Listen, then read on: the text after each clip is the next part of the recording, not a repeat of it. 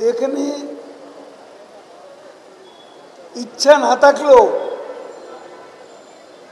কিছু কিছু রাজনৈতিক বিষয়ের জবাব দিতে হয়। আজকে বিএনপির এখন গলার জোর আর মুখের বিষ, এছাড়া বিএনপি শক্তিহীন হয়ে পড়েছে। শক্তি যখন কমে যায় তখন মুখের বিষ বেড়ে যায়। শক্তি কমে গেছে, নির্বাচন ঠেকাতে পারেনি। শক্তি কমে গেছে, আন্দোলনে ব্যর্থ হয়েছে। বাংলাদেশের স্বাধীনতা, সার্বভৌমত্ব, গণতন্ত্র নিয়ে বিএনপির মাথা ব্যথার কোনো কারণ নেই। এদেশে যতদিন নেতৃত্ব বঙ্গবন্ধু কন্যা শেখ হাসিনার হাতে থাকবে, ততদিন স্বাধীনতা নিরাপদ, সার্বভৌমত্ব নিরাপদ, গণতন্ত্র নিরাপদ থাকবে। এ কথা আমি আপনাদের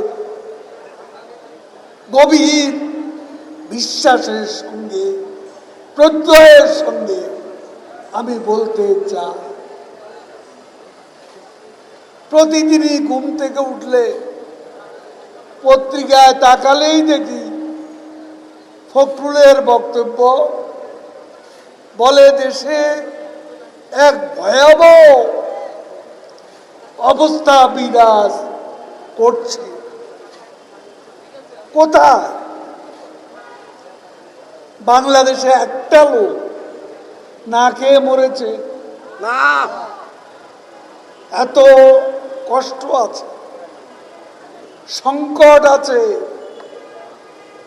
কিন্তু ভয়াবহ কোনো সংকট এখানে নেই। দুনিয়ার অনেক দেশের চেয়ে আমরা ভালো আছি।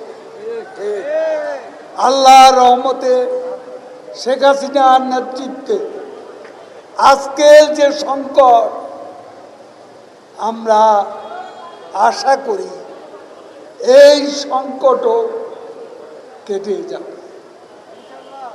দেখেন শেখ হাসিনা কত মানবিক নেত্রী,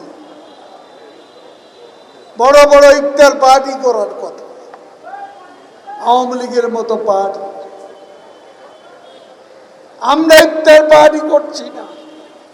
শেখ হাসিনা বলেছে ইফতার গরিবের মধ্যে বিতরণ করতে হবে।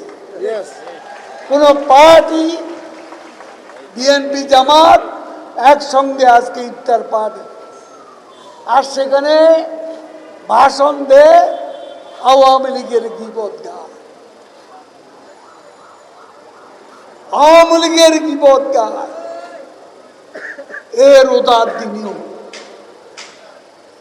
শুধু মনে রাখবেন, এই দল ক্ষমতায় গেলে এরা বাংলাদেশের সার্বভৌমত্ব গিলে খাবে। এই দল ক্ষমতায় গেলে বাংলাদেশের গণতন্ত্র গিলে খাবে।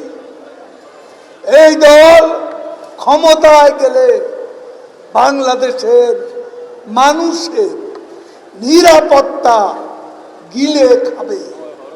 এই দল ক্ষমতায় যেতে পারলে গোটা বাংলাদেশ গিলে খাবে। কাজে এদের ব্যাপারে সতর্ক থাকবেন, সতর্ক থাকবেন, সাবধান থাকবেন।